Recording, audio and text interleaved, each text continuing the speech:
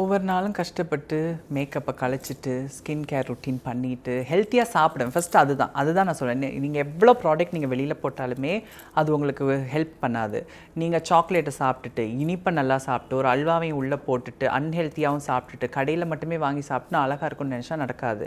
First ஹெல்த்தியாக சாப்பிடணும். அது வெரி இம்பார்ட்டன்ட். நிறைய தண்ணி குடிக்கணும். பாடி ஹைட்ரேட்டடாக வச்சுக்கணும். நான் என்ன பண்ணுவேன்னா எவ்ரி 1 ஹவருக்கு எனக்கு ஒவ்வொரு பேஷண்ட்டுக்கு இடையில எனக்கு 1 ஹவர் டைம் இருக்கும். அந்த 1 ஹவருக்கு இன்பிட்வீன் டைம் இருக்கும். அந்த இன்பிட்வீன் டைமில் ஒரு கிளாஸ் தண்ணி நான் எப்போவுமே குடிப்பேன் ஒர்க் பண்ணும்போது. இப்போ முடியாது, ஒர்க் பண்ணும்போது அது அப்படியே ருட்டீனாகவே வச்சுக்குவேன்.